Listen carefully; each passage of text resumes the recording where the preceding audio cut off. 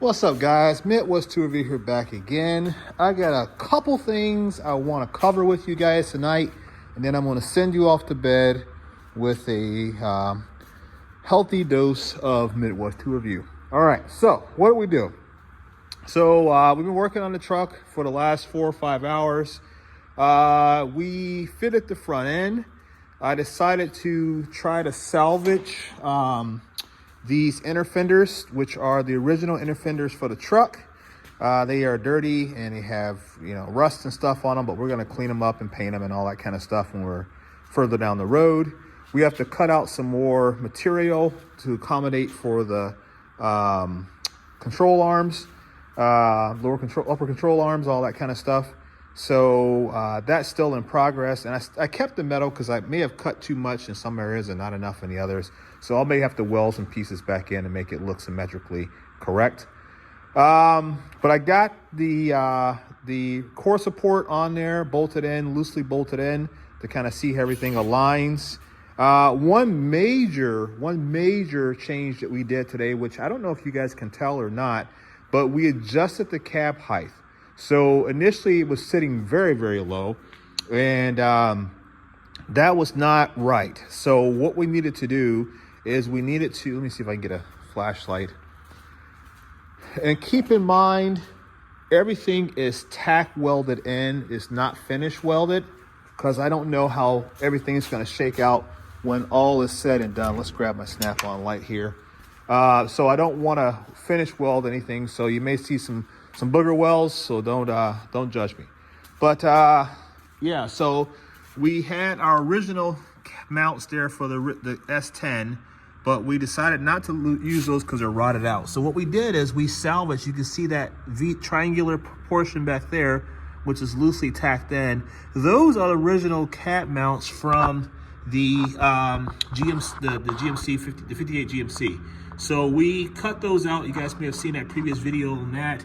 And you can see we have a bushing, a hard silicone bushing at the top. So basically I created my own cab mounts using the original hardware.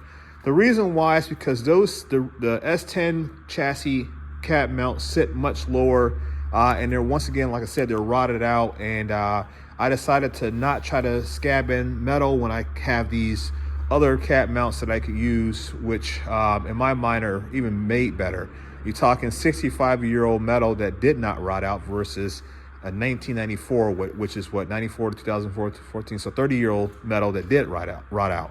So that kind of shows you, that metal's not all the same, not made the same anymore.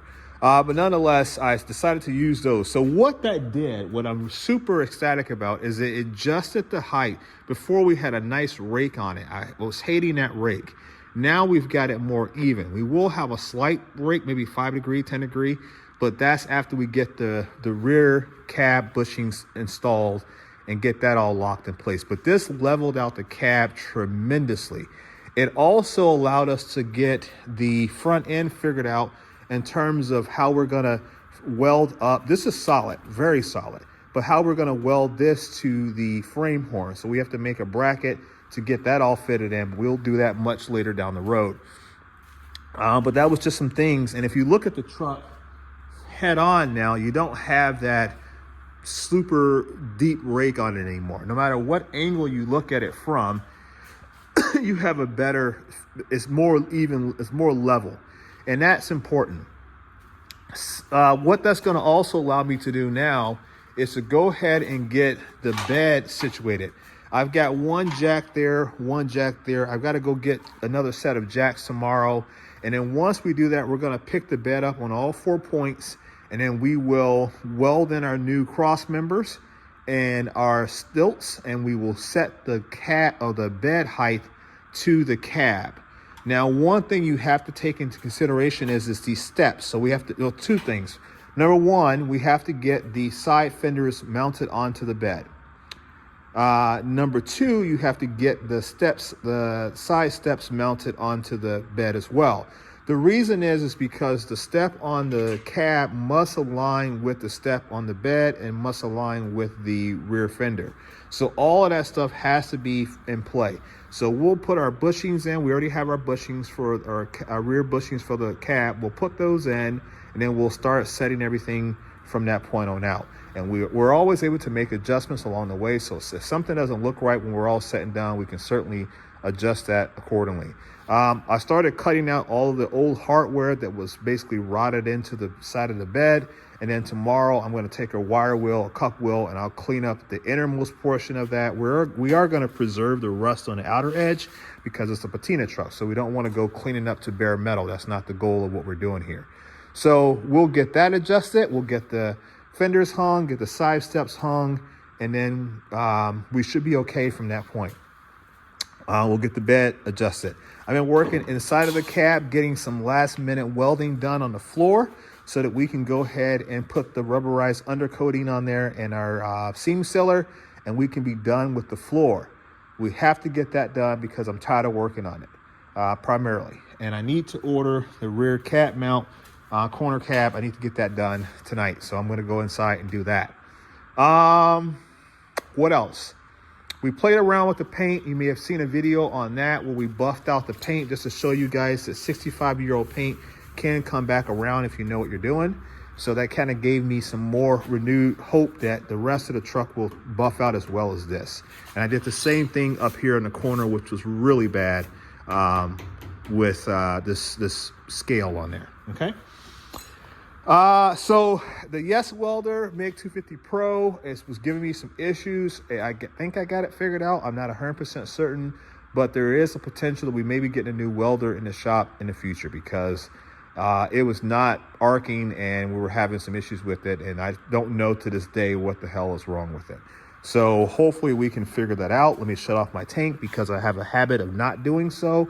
And then I run out of gas, as you guys very well know. So let me do this with one hand. Okay, you know it's tight when your hands pop. All right, so what else?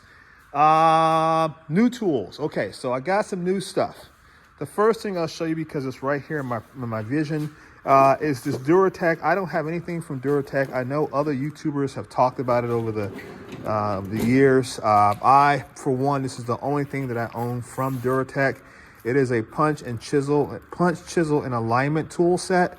I guess it's, I don't know what the material is. It's tool steel or something like that. I'm not sure what, I didn't look that up. Let's see if the card tells us what it is. There you go, vanadium. So chrome vanadium steel, heat treated, durability, impact resistant. And it tells you that's what all you get right there. There's your part number. Got it on Amazon for like 20 some bucks, the Black Friday stuff. So I bought this to throw in my salvage yard box, my truck, and this is what this is going to live because I have two sets of Snap-on and Mac Tools punch and chisel sets. So I don't necessarily need these, and I also have alignment bars and all that other kind of stuff. So this is going to go in the salvage yard bin, and it does have a very nice, canvas type holder for it, and it has everything labeled and by size and type. So that's pretty cool. I do like that. So we'll see how that plays out going forward. Like I said, 20 some bucks. I just dropped my phone. You guys, yeah, I just dropped my phone. That's the first time I've ever done that. All right. The next thing is I got some stuff from an auction. I was going after this kit here. This is a kit, Mac Tools clutch alignment kit. So, we may need that. I don't know. There's a Mac part number and name there. It's an older kit, but it had everything in it. It was like, I think $5 or $10 or something like that. So we got that. Just throw that in the box. We got some Matco drill bits that are incomplete at the very best. That'll go in the salvage yard box as well because we don't have any drill bits in the salvage yard box. And I would like to carry some of those on my truck. It also came with a random tap, which I don't have a specific need for at the moment, but M10 by 1.5. So, okay, we'll have an extra tap. And then it has a bunch of different sockets in here. The majority of these are Taiwan. They're a 3/4 inch drive. And I think there was one Armstrong USA made, which is 1 5/8. So I think the whole lot that I won was like $15 or something like that, plus shipping. And shipping was like another $7. So not too terribly bad. I guess I primarily paid for that. And then everything else is just whatever, you know what I mean? So, well, we'll end up throwing those in the box, and we'll have some extra 3/4 inch drive sockets. We already have the 12 points. So I guess we'll have some 6 points in there as well. But that's it in terms of tools. I don't have anything else that I've bought. You guys saw the Capri Tools torque wrench review. And that's pretty much the gist of it. This drawer is, you know, people talk about, I don't have any room for those in this box, in that drawer at least. People talk about the Husky, or the Husky boxes, and I got to tell you guys, this box is holding up pretty nicely. I've not had any issues with it in terms of weight and being able to handle everything that I've got in it. So I do have some product reviews coming up. I have to do a review on this Foxwell. It took me a long time to do it because it was somewhat difficult to get going. So we'll talk about that in a future video. And then I also have some new stuff from Kai Wheats. We already had this before, but we do have a new battery tester, and I want to show you guys this battery tester and give you guys my thoughts on that. So those are upcoming videos that we're going to do. Beyond that, that's pretty much it. So like I said, I'm happy that the truck got worked on tonight. We put some time in that. It came out really well. I mean, everything is bolting up like I want. Now, you may ask yourself, like, why are you bolting up old equipment? Because, like, I needed the fenders, which you see they're all mutilated over there. I'm keeping the inner fenders, like I said. I'm keeping the core support. There's some couple of pieces that I'm not keeping.